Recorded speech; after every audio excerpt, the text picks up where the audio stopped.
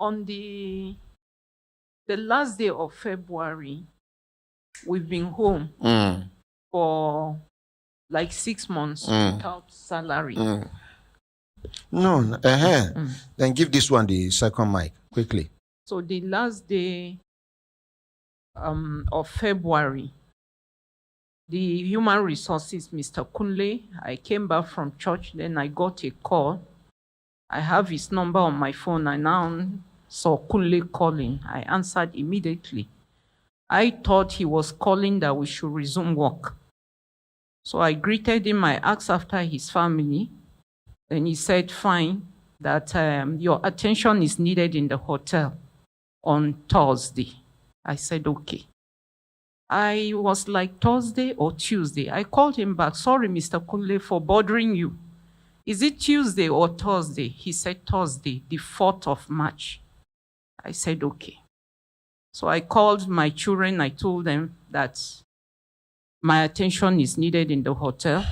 I called one of my colleagues that lives very close to me. I asked him, where you called? He said no. So on Tuesday, I got ready. I went to Sheraton. On Thursday, 4th of March, 2021. I saw other colleagues at the gate. I said, what happened? That Kunle called them. So they took us.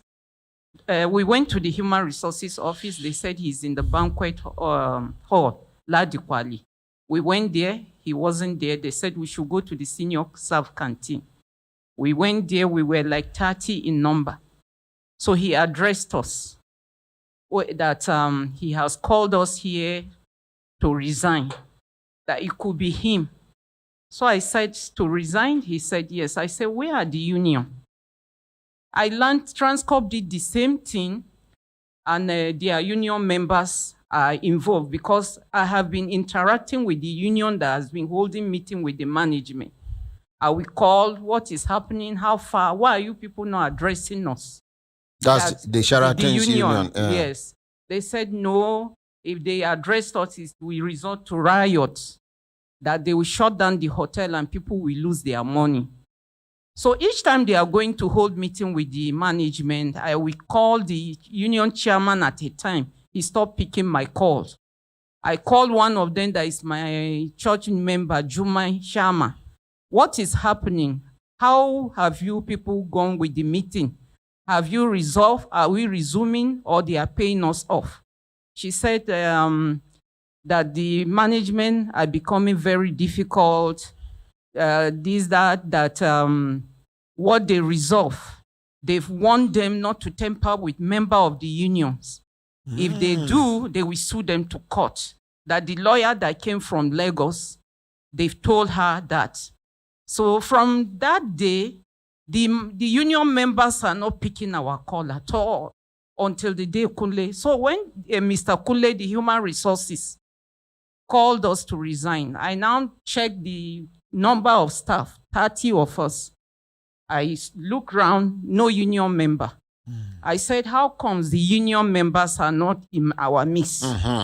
He said, why am I asking? I said, yes, Transcorp downsized due to COVID-19. Union members are included among the people. So why is it that in this hall I'm not seeing any union member? He said, why am I asking? I said, yes, I'm asking because I learned they threaten you people. If you include union members, they will sue you to court. So is that why you are calling other staff, no union members here? To my own understanding is like the union threatened you and they sold us. He said that, why am I asking that question? I say, yes, I will ask that. Do I have any evidence? Who be the person where they tell you this? The former human resources, Mr. Kule Orini Nishola. I said, yes. If was, I won't mention name, but if was come to us, I will mention the name of the person that told me among the union. So other colleagues were like, I should keep quiet too. Since he agreed they will pay us, if I keep talking, my money will be tied down. So another of my colleagues threw a question to him. He said, please, we should stop all this question. Time is against him.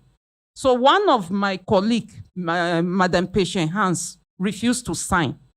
While other people, because we've stayed long at home without pay, later they started paying us half salary for like 3 months and they stopped. So many of them are eager to get that money he promised that they will pay us. So we now sign, and he promised us that in a week time, they are going to pay us all our money. When I read the documents before when I sign. We read it. Okay. And when I understand what's in there inside. Not all. And when I no ask for them to give you time to go. He insists that there's no time. We just have to sign because it's not on the same day they called everybody. They were calling us by batch. Are you a child? No. At your age, how can somebody just ask you? If to say now for inside police station, say, I would talk, say, because you need your freedom. Just tell me, say, they hungry that time and you need anything that comes your way. No, Yes. just tell me, say, understand, please. Yes, sir. Because of so many problems, like me, I had accident twice. I had multiple elbow fracture, which I undergo surgery thrice from National Hospital to Gwagwalada. And it was on the course of duty. We closed from work. I was meant to wait for a meeting. After the meeting, we fell into heavy traffic. I got to my vicinity around 7:45 p.m. I drove from the Strap bus. I was waiting. Immediately, the bus just shifted a little. A bike man, speedy bike, came from and threw me into the gutter. And then my neighbor saw, because it was at our gate, came and picked me, crossed the road.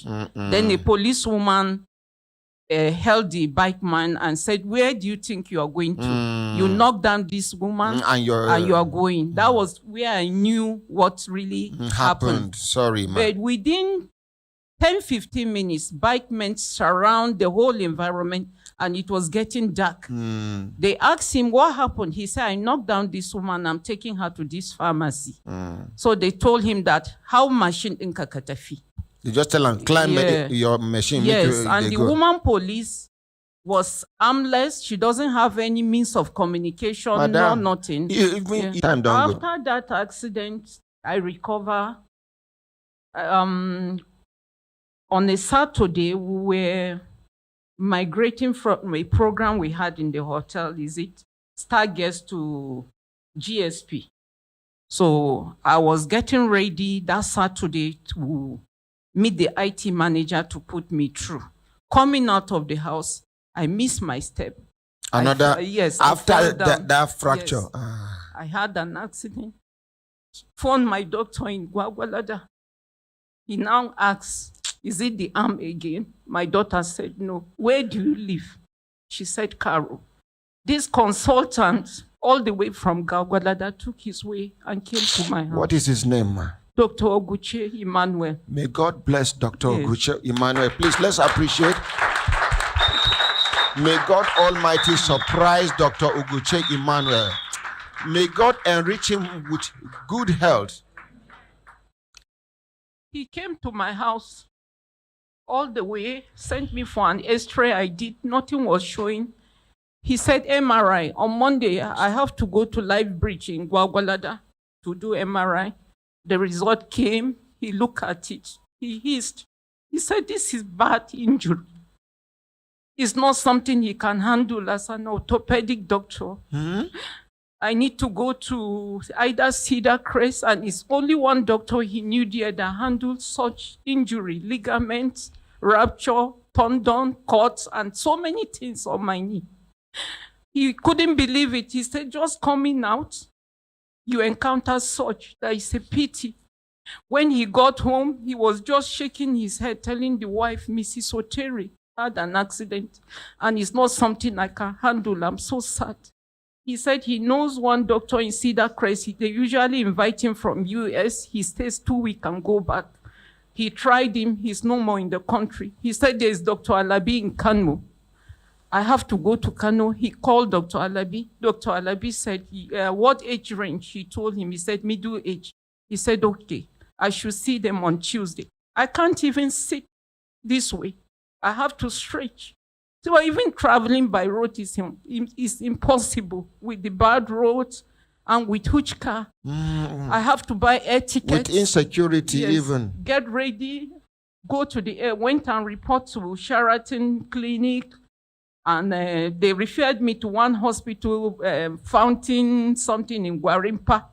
When I got there, the doctor said he can handle the leg, that he will put me on a cast. After 6 weeks, if he removes the cast and the leg is not okay, that is when he will do the surgery. I now called Dr. Oguche in Gwagwalada. I said, but I met one doctor in Fountain, Side Fountain Hospital. He said that is their colleague, that he can't handle surgery. If he can handle, he would have referred me to him. That is when he closed from Gwagwalada, he goes to run that clinic. I should not make that mistake. I should just go and meet Dr. Alabi in Kano. He's the one that does this type of surgery. They call it otoscopy. I called the human resources. I told him. He said I should meet the doctor in our clinic. I told her. She was still insisting that that is the only clinic they can refer me. Hold on, dear man. Yes, sir.